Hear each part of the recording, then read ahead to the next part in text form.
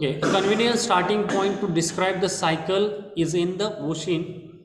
Water in the ocean evaporates due to heat energy provided by solar radiation. Ocean plays key role in this vital cycle of water. The ocean holds 97% of the total water on planet. 78% of global precipitation occurs over the ocean and it is the source of 86% of global evaporation. आता बघा सगळ्यात महत्वाचं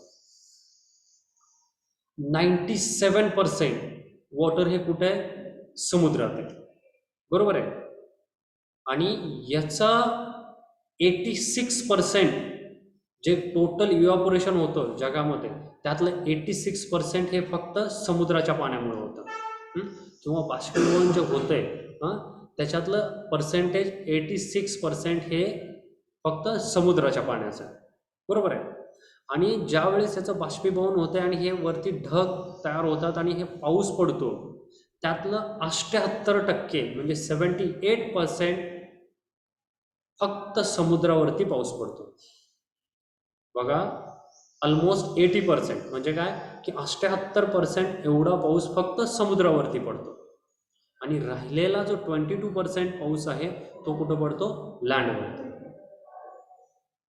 समजतंय लक्षात येतंय बघा 78% पाऊस फक्त समुद्रावरती पडतो आणि राहिलेलं 22% हे जमिनीवरती म्हणजे लँडवरती पाऊस पडतो बघा म्हणजे पाण्यावरतीच पहिलं काय होतं पाणी पडतं म्हणजे काय की 78% हा पाऊस काही उपयोगाचा आहे का आपल्याला नाही आहे तो फक्त समुद्रावरती पडतो आणि राहिलेलं 22% पर्जन्य आहे ते लँडवरती पडतं आणि त्याचं आपल्याला मॅनेज करायचं okay The water vapor moves upward and forms cloud while much of the clouds condense and fall back to the ocean as rain. A part of the cloud is driven to the land areas by winds. The cloud condense over the land areas and precipitate on the land mass, rain, snow, hail, sleet, etc.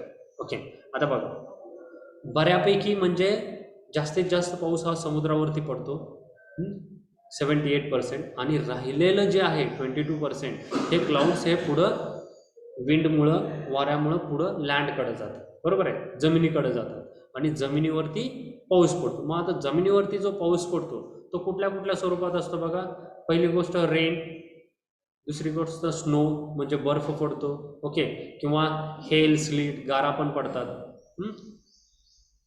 तर या प्रकारे काय होतं की आपली cycle चालू असते बघा next a part of precipitation may evaporate back to the atmosphere even while falling another part may be intercepted by vegetation structures etcetera and it may get evaporated back to the atmosphere or move down to the ground आता बघा जसं की तुम्ही या डायग्राममध्ये बघू शकता की बऱ्यापैकी पाऊस हा समुद्रावरती पडला जे राहिलेले क्लाउड्स आहेत ते पुढं आले आणि हे जे क्लाउड्स आहेत याचं परत कंडेन्सेशन होऊन परत इथं जमिनीवरती पाऊस पडला बरोबर आहे पण जमिनीवरती पाऊस पडल्यानंतर काय होतं की थोडंफार हे इंटरप्शन होतं त्या व्हेजिटेशनमुळं आणि सगळं पाणी जे आहे ते खाली येतं पण बऱ्याचशा प्रमाणात काय होतं याचं परत इव्हॅपोरेशन होतं जे की पाणी जमिनीवर पडतं त्याचं परत इव्हॅपोरेशन होतं आणि ते परत हवेमध्ये मिक्स होतं okay A portion of water that reaches the ground enters the earth's surface through infiltration, enhances moisture content of the soil and finally reaches to the ground body. Okay ground water body आता जसं की तुम्ही या पिक्चरमध्ये बघू शकता आता काही पाणी काही पोर्शन हा काय झाला इव्हॅपोरेट झाला परत हे काय झालं की जमिनीवरती पडल्यानंतर हे पहिलं काय करतं सॉईलचं मॉइश्चरायझेशन करतं म्हणजे काय सॉईलमध्ये असलेल्या पाण्याची क्षमता वाढवतं ओके म्हणजे पाण्याचं कंटेंट वाढवतं वॉटर कंटेंट इन्क्रीज करतं आणि राहिलेलं जे पाणी आहे ते काय करतं जमिनीत मुरतं ओके आणि हे फायनली कुठं मिक्स होतं किंवा कुठं जाऊन मिळतं ग्राउंड वॉटरमध्ये ओके आणि जे बाकीचं पाणी आहे ते फ्लो होत होत होत पुढं नदीला जाऊन मिळतं vegetation sends some portion of soil water and groundwater back to the atmosphere through process of transpiration. Okay, vegetation परत काय करतात की जे ग्राउंड वॉटर आहे ते मुळांद्वारे खेचतात आणि त्यांची अन्न प्रक्रिया जी होते त्याच्याद्वारे परत काय करतात, ट्रान्सपिरेशन प्रोसेसने परत ते बाष्पीभवन करून काय करतात की हवेमध्ये वॉटर सोडतात. Okay, thus precipitation reaches the earth's surface after meeting the needs of evaporation and infiltration, moves down the natural slope over the surface and through the network of gullies, streams and rivers called stream flow.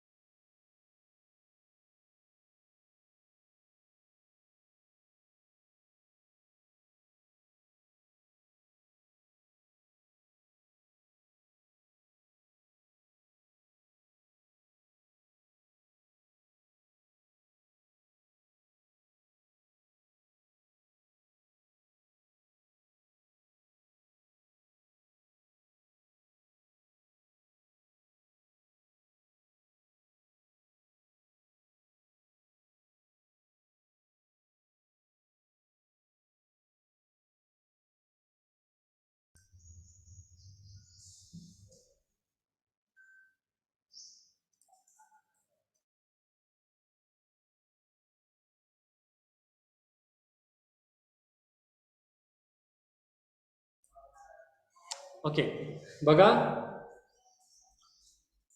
दोन प्रकारे run of असतो. एक तर पहिला ग्राउंडच्या वरून म्हणजे surface वरून आणि बिलो द ग्राउंड. ओके, दोन प्रकारे रन ऑफ होत असतो. ग्राउंडच्या खालून जे पाणी आहे ते सुद्धा वाहत वाहत कुठंतरी जिथून त्याला आउटलेट मिळेल तिथून ते काय होतं, बाहेर पडतं. ओके, आणि कुठं मिसळतं, नदीमध्ये मिक्स होतं. आणि वरून पण जे ग्राउंडच्या सरफेसवरून जे पाणी वाहत वाहत जातं आणि परत नदीला मिक्स होतं आणि शेवटी ही नदी कुठं मिक्स होते, समुद्राला जाऊन मिळते. ओके, आता ही सायकल नेहमी चालू असते, याचा कुठेही एंड नाहीये किंवा स्टार्ट नाहीये. ओके,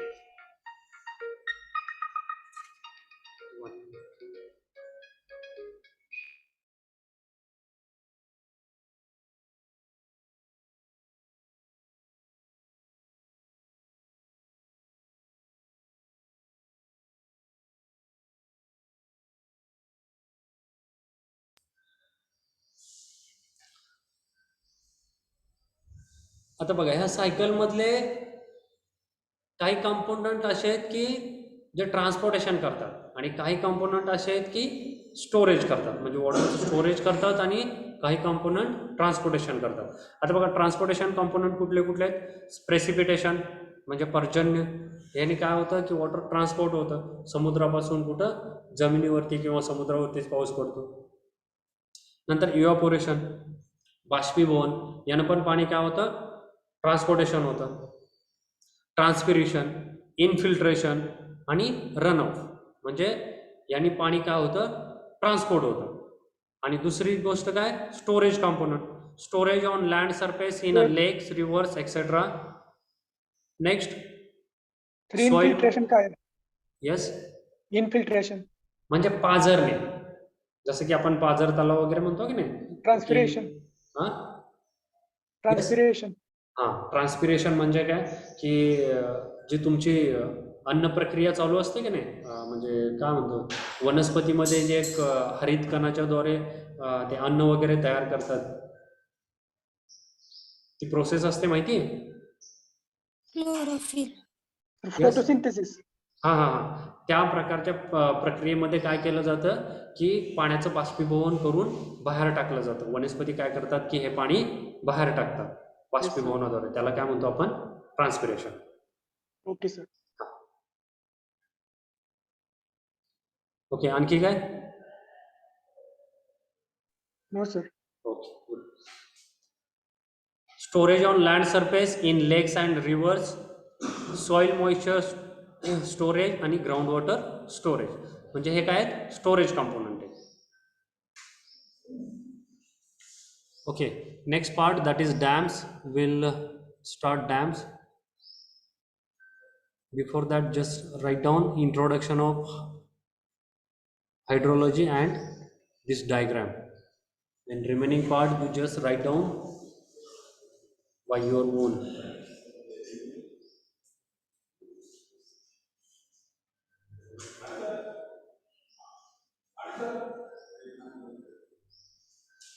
Okay, फक्त हे डायग्राम काढताय सगळे? Yes. Okay, draw this diagram.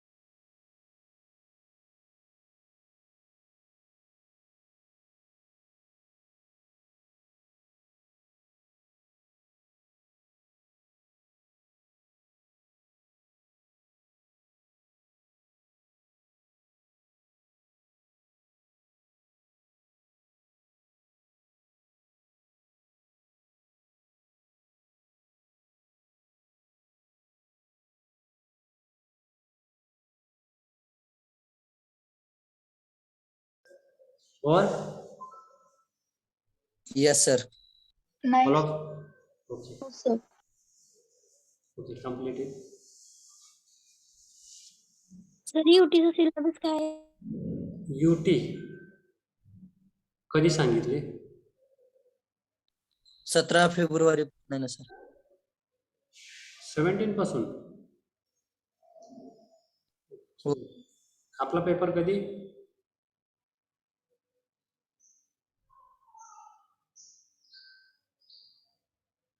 एकोणीस 19 ला.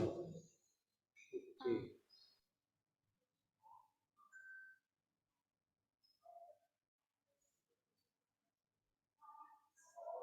सेकंड चॅप्टर जिथपर्यंत आपण कंप्लीट करू तिथपर्यंत.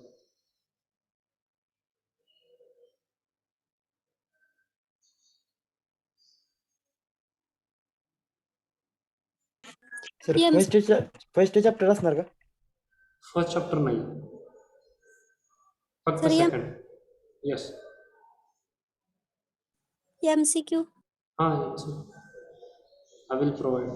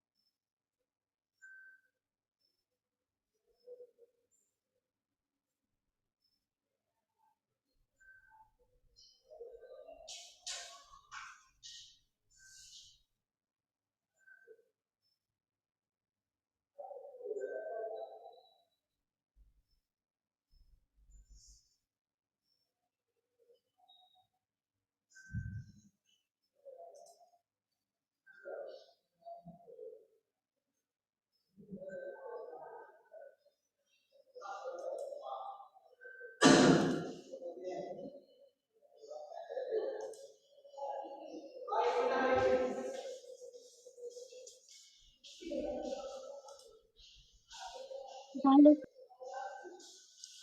Okay, over all of you. yes sir. Vishal, okay. What is the concept of global precipitation, globalization, global warming? Okay. आता बघा ग्लोबल वॉर्मिंग तर तुम्हाला माहिती आहे. ग्लोबल वॉर्मिंग म्हणजे काय? कोण सांगतंय?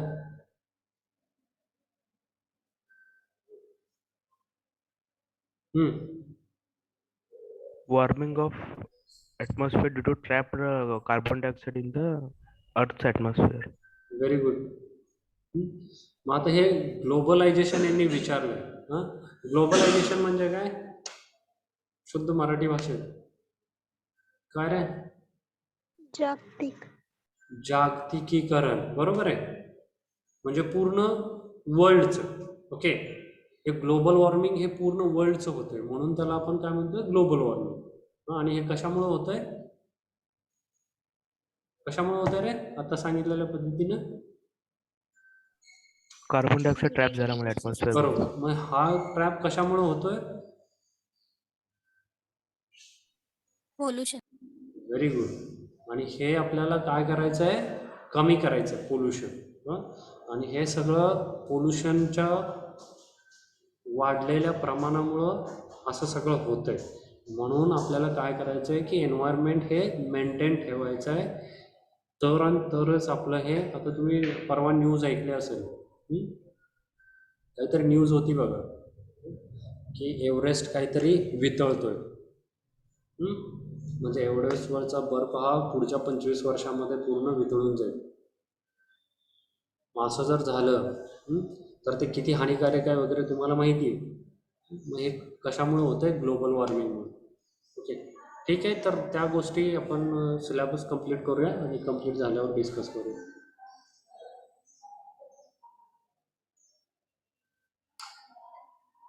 ओके, हे तुम्ही लिहिताय स्वतः सगळे बाकीचं?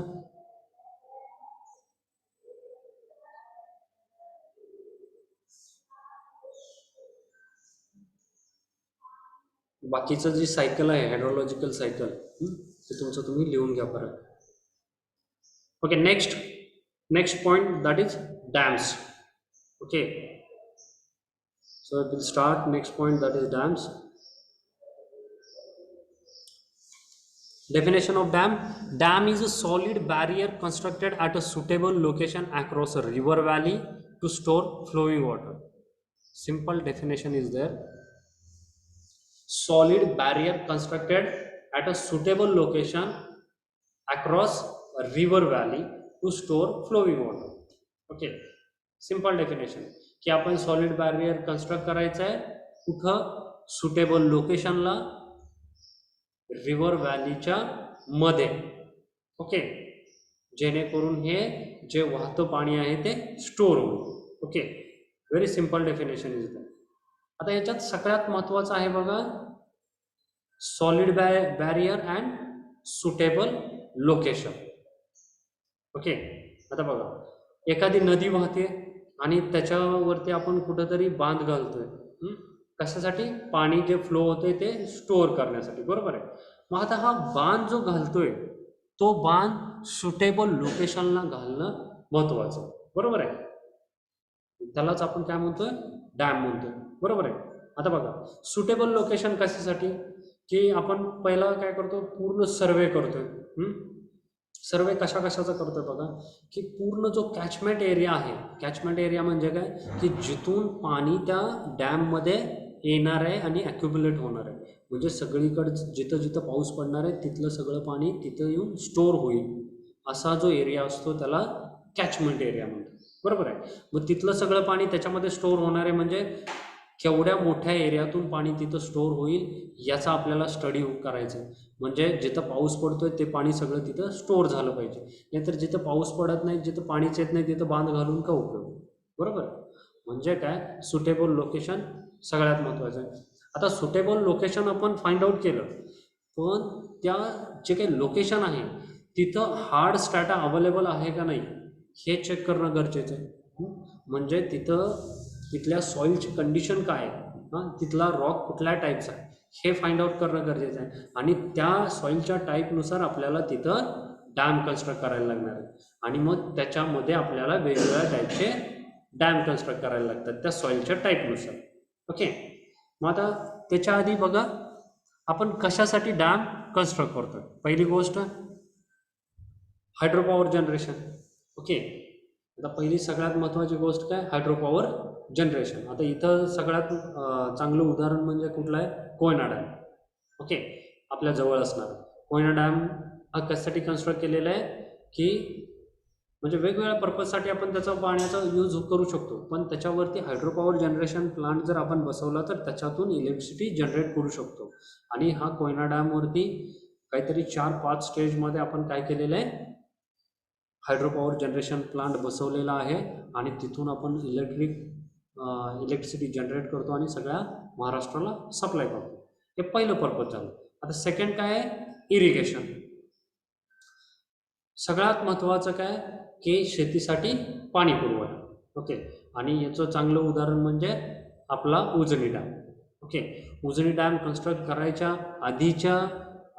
आधीची परिस्थिती आणि कन्स्ट्रक्ट केल्यानंतरची परिस्थिती यात खूप अंतर आहे. ओके, अगोदर कुठल्याही प्रकारे पाणी इथल्या शेतीसाठी मिळत नव्हतं. सगळी शेती पावसावरती अवलंबून होती, जिथं पाणी नाही आहे तिथं. आणि आता काय झालेलं आहे की पावसाळ्यामध्ये आपण पाणी स्टोअर करून ठेवतो आणि उन्हाळ्यामध्ये तेच पाणी कॅनॉलद्वारे आपण सगळीकडं सप्लाय करतो. कशासाठी? इरिगेशन पर्पजसाठी. ओके, म्हणजे शेतीसाठी. आणि आपली इथली शेती चांगली करू शकतो जर आपला डॅम व्यवस्थित 100% पाण्याने भरला तर. ओके, आता दुसरी गोष्ट आहे काय, वॉटर फॉर डोमेस्टिक कन्झम्पशन. म्हणजे काय की वेगवेगळ्या शहरातलं जे पॉप्युलेशन आहे त्या पूर्ण ज्या पॉप्युलेशनसाठी तिथल्या रहिवाशांसाठी पाणी पुरवठा. ओके, मग तुम्ही आता बघितलं असेल इथलं चांगलं उदाहरण की आपल्या उजनी डॅममधून डायरेक्ट पाईपलाईन सोलापूर शहरासाठी केलेली आहे. किंवा पंढरपूर शहराला पाणीसुद्धा उजनी डॅममधून नदीमध्ये सोडल्यानंतर आपल्याला पाणी मिळतं. ओके, म्हणजे काय की डोमेस्टिक पर्पजसाठी पाणीसुद्धा आपण त्याच्यातून वापरू शकतो. दुसरी गोष्ट आहे drought and flood control. Okay, आता बघा आता कित्येक वेळा कसं होतं की जास्त पाऊस पडतो. ओके, जास्त पाऊस पडल्यानंतर काय होतं की पाणी नदीच्या पात्राबाहेर येतं आणि पूरजन्य परिस्थिती तयार होते. बरोबर, मग हे होऊ नये म्हणून आपण काय करू शकतो की तिथं डॅम कन्स्ट्रक्ट करू शकतो आणि टेम्पररी आपण तेवढं पाणी स्टोअर करू शकतो आणि जसे गरज आहे तसं ते पाणी खाली डाऊनस्ट्रीम साईडला हळूहळू सोडू शकतो, म्हणजे फ्लड कंट्रोल करू शकतो. मग आता ड्रॉट कंट्रोल कसा करणार. आता बऱ्याच वेळा असं झालेलं आहे की पुणे जिल्ह्यात पाऊस पडलेला आहे आणि आपल्या इकडं पाऊस पडलेला नाही, म्हणजे दुष्काळजन्य परिस्थिती तयार झालेली आहे. पण पुणे जिल्ह्यात पाऊस पडल्यामुळं उजनी डॅम फुल भरलेलं आहे 100% आणि त्याच्यामुळं उन्हाळ्यात आपण ते पाणी यूज केलेलं आहे. म्हणजे अशा प्रकारे आपण ड्रॉट कंट्रोल करू शकतो. आता कित्येक वेळा असं झालेलं आहे की पुणे जिल्ह्यात पाऊस पडल्यामुळं आपल्या इकडं पूर आलेला आहे, कारण का उजनी डॅम फुल भरून सुद्धा पुढं पाणी सोडलेलं आहे. बरोबर आहे, मग ह्या अशा परिस्थितीमध्ये आपण फ्लड आणि ड्रॉट कंट्रोल करू शकतो डॅममुळे. ओके, नेक्स्ट आहे फॉर नेव्हिगेशनल फॅसिलिटीज. आता नेव्हिगेशनल फॅसिलिटीजमध्ये बघा तुम्ही पनामा कॅनॉल वगैरे यासारखे उदाहरणं बघितले असतील किंवा ऐकले असतील की काय केलेलं असतं की नेव्हिगेशन पर्पजसाठी कॅनॉल तयार केलेलं आहे की ज्याच्यातून तुम्ही मॅन मटेरियल गुड्सचे ट्रान्सपोर्टेशन करू शकता. नेक्स्ट आहे other additional utilization is to develop fisheries. मग आता डॅममध्ये वॉटर स्टोअर केलं आहे, एवढं मोठं सरोवर तयार केलं आहे, म्हणजे त्याच्यामध्ये आपण काय करू शकतो, फिशरीज हे ॲडिशनल यूज करू शकतो.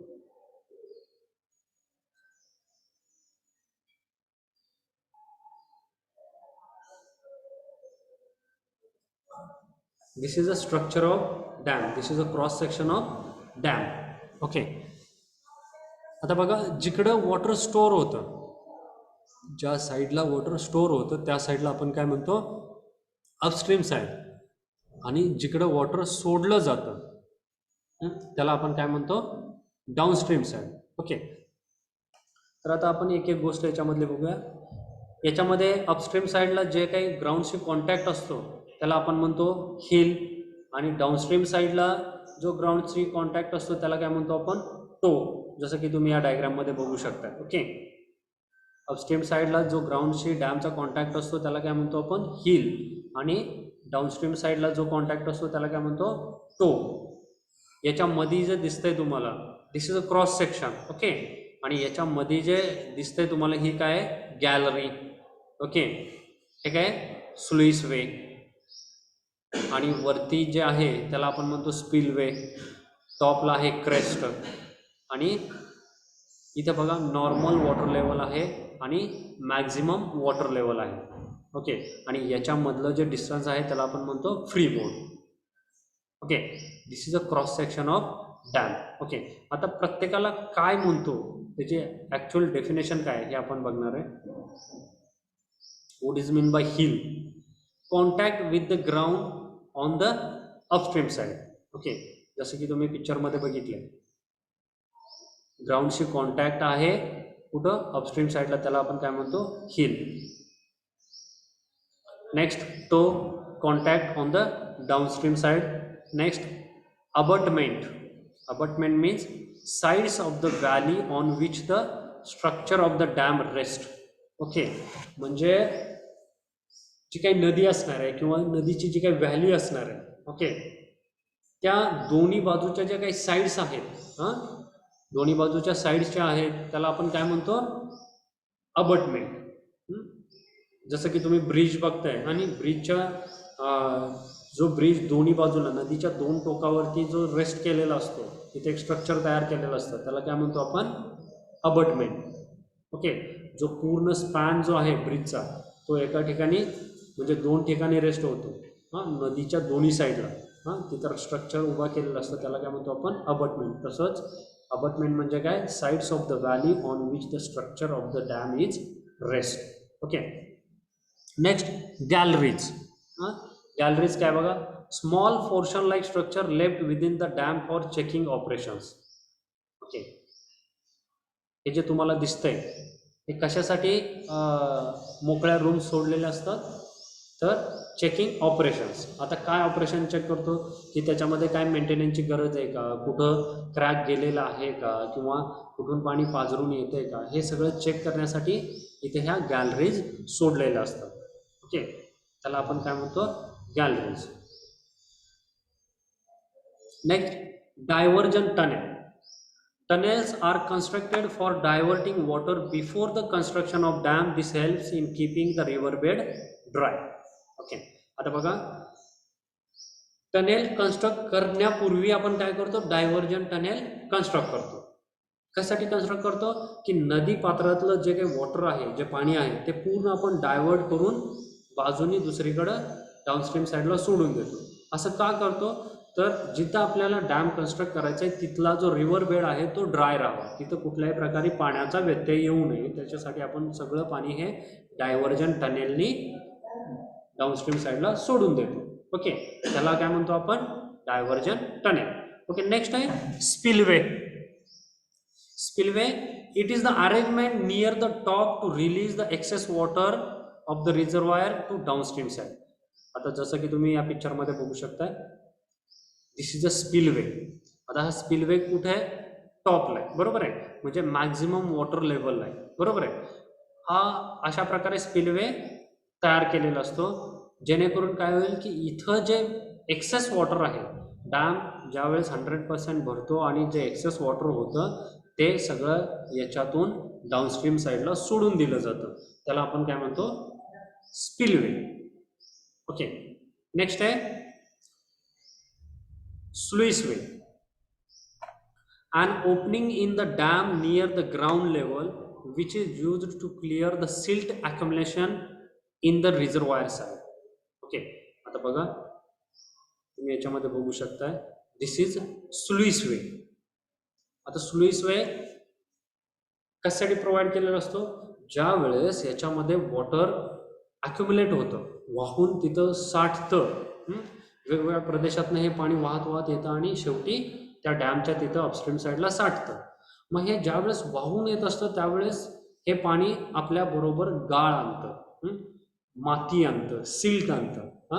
मग हे पूर्ण जे आलेले गाळ आहे ते तिथं रिझर्वायरमध्ये साठून राहतो आणि साठत साठत साठत काय होतं, की याची क्वांटिटी वाढायला लागते. ओके, मग हे जर असं चालू राहिलं तर डॅमची स्टोरेज कॅपॅसिटी पूर्ण कमी होईल. मग हे होऊ नये म्हणून जे सिल्ट कंटेंट आहे ते बाहेर काढण्यासाठी इथं बॉटम साईडला काय केलं असतं, स्लुईसवे प्रोव्हाइड केलेला असतो, जेणेकरून काय होतं, की याच्यामध्ये जे काही सिल्ट कंटेंट आहे ते पूर्ण या स्लुईसवेनी बाहेर काढलं जातं. Okay, this is a cross section of dam.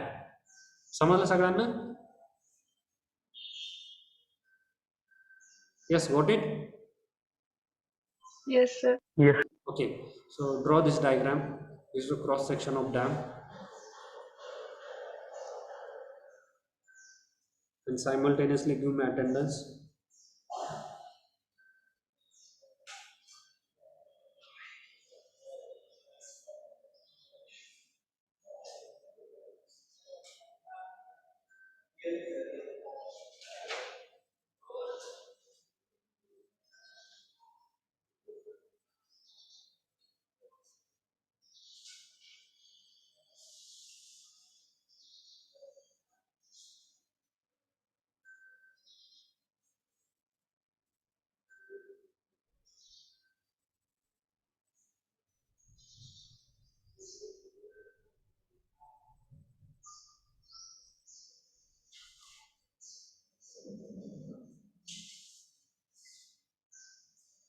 Roll number 11.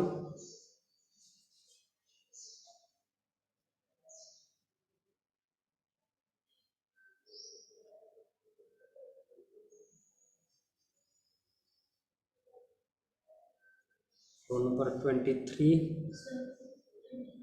Yes.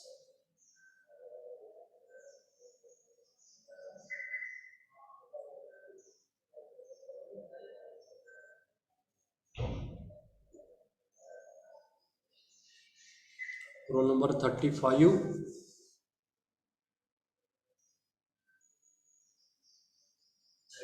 36.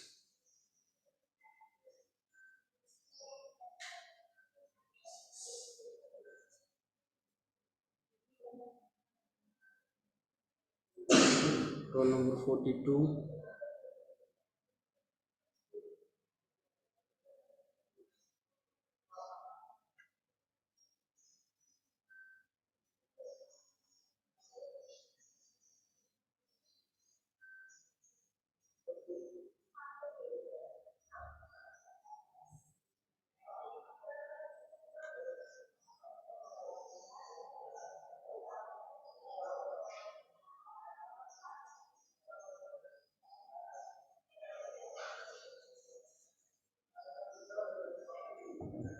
Okay, absent roll numbers are 11 and 35.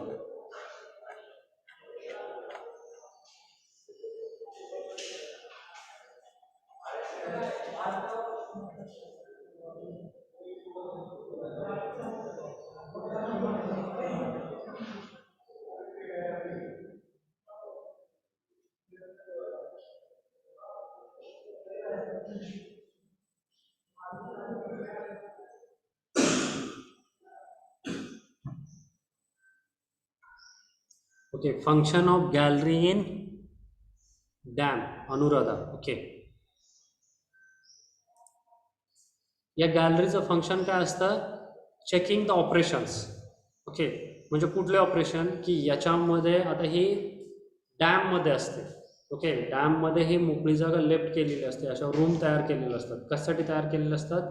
की याच्यामध्ये कुठं क्रॅक गेलेला आहे का, कुठं मेंटेनन्स ची गरज आहे का, किंवा हे क्रॅक गेलेले असतील तर त्याला मेंटेनन्स करायला लागतो, किंवा याच्यातून कुठून पाणी जास्त पाझरतंय का किंवा आतमध्ये येतंय का, हे सगळं ऑपरेशन चेक करण्यासाठी ही गॅलरी सोडलेली असते किंवा तयार केलेली असते. समजलं? यस.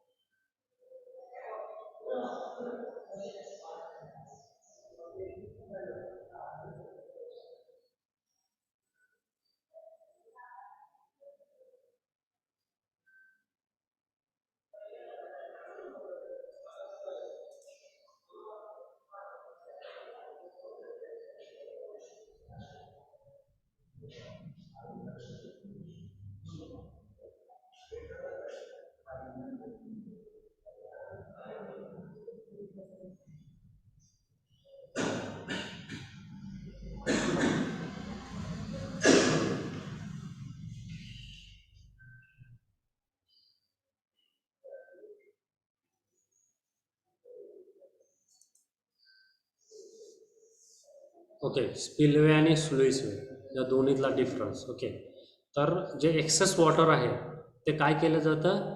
या स्पिलवेमधून सोडलं जातं. बरोबर आहे. हे काय फंक्शन आहे? स्पिलवेचं फंक्शन. बरोबर. आणि स्लुईसवेचं काय फंक्शन आहे? की याच्यामध्ये जे काही सिल्ट कंटेंट आहे, ते सिल्ट कंटेंट पूर्ण रिमूव्ह करण्यासाठी आपण काय करतो?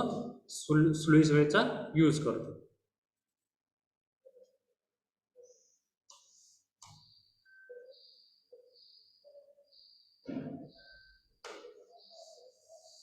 डायग्राम व्यवस्थित ड्रॉ करा. This is a very important diagram.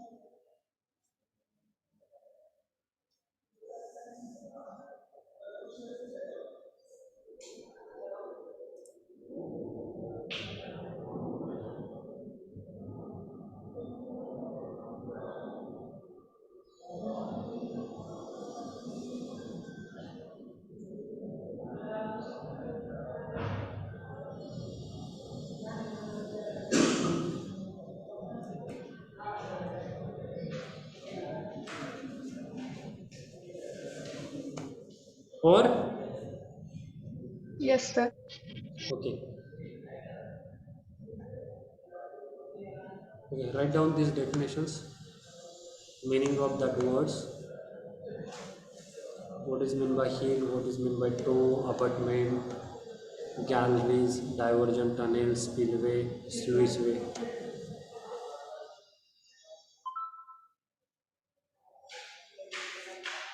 Write down fast. Our time is over.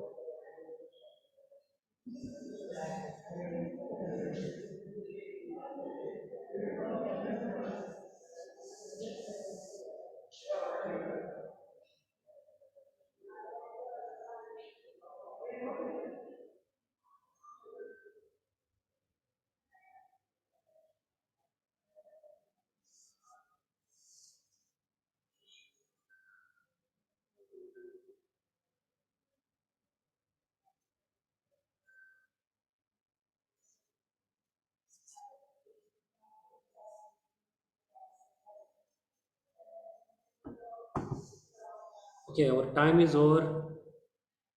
Shall we stop here? Yes, sir. Thank you. If you want, you can take screenshot of this slide.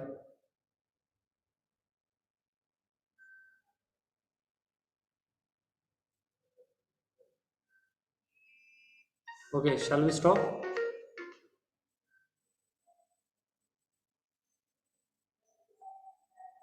Yes, sir. Thank you.